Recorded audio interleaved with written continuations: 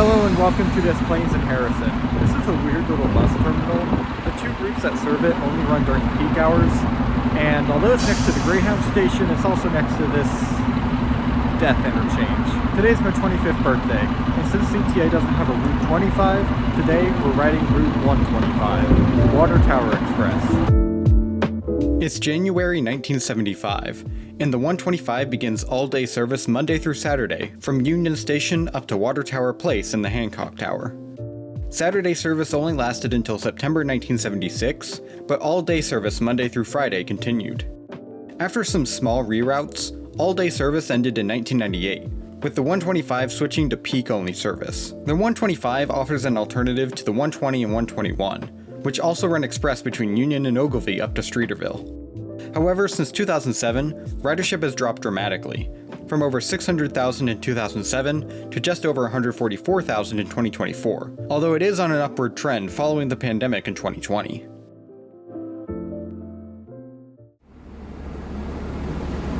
Classic D40.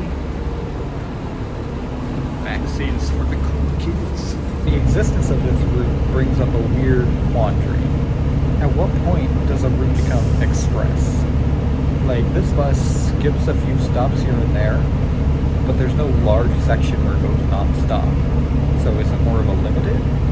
Is it neither? Is it just a bus that skips a few stops? Because like the 147, like that has a massive portion on Lakeshore Drive that, you know, it runs express, it doesn't stop. But then you have stuff like the X9 and the X49, which are express, but they aren't really express. They're just limited because they have fewer stops, but there's not one big section where they run express. So those really shouldn't be called expresses at all because they don't express. They're just fewer stops. And this, like, there's portions of it, but it skips like maybe 2 stops at most. Is that enough to be express? Is it not? Am I the only one that cares about this?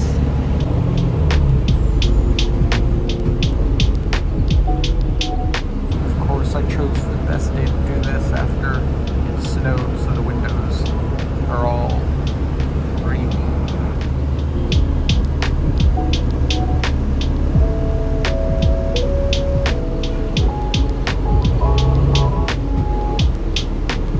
Alright, we got 2 other riders.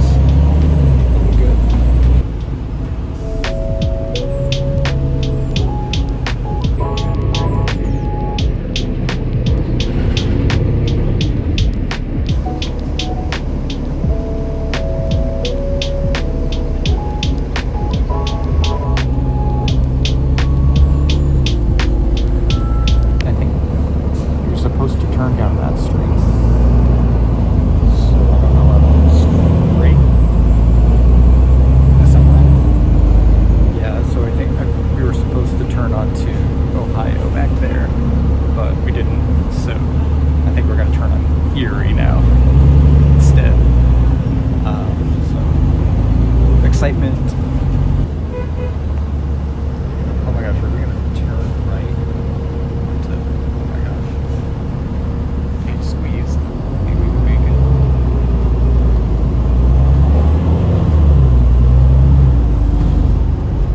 Well, I think any hopes of this being an express are dashed, at least for this trip. Oh, that stuff is so cool. Seeing the L street like that. Alright, now we're turning onto Ohio. Now we're back en route. That was a fun little excursion. You can exit this here at State, so I wonder if a lot of people use this to connect to the Red Line. There's an Arctic 125. I didn't know there were Arctics. I thought it was just 40 footers. So there you go.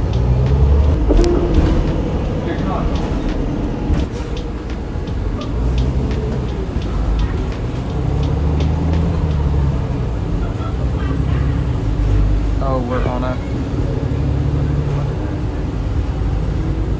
I don't think this driver knows the route here. Because we just had a passenger tell her where to go. So that might explain the little detail.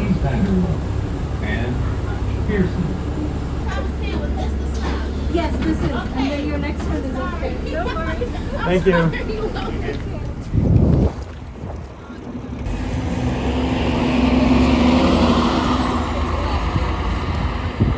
Yeah, I don't think she knew where she was going. She was asking one of the passengers, like, is this the stop? And then where to go afterwards. Yeah. I mean, we made it here, so all's well that ends well. This is definitely an interesting route. To me, it feels redundant to something like the 120 and the 121. And yeah, like just looking at it on the map, I don't really see what it does that another route doesn't. But I mean, we got a decent number of people, and a lot of people seem to use it to connect to the Red Line at Grand. So people are using it. It has a use. And I mean, if you're a frequent user of the 125, definitely let me know. It's not a route I'm super familiar with. Although, just like the driver.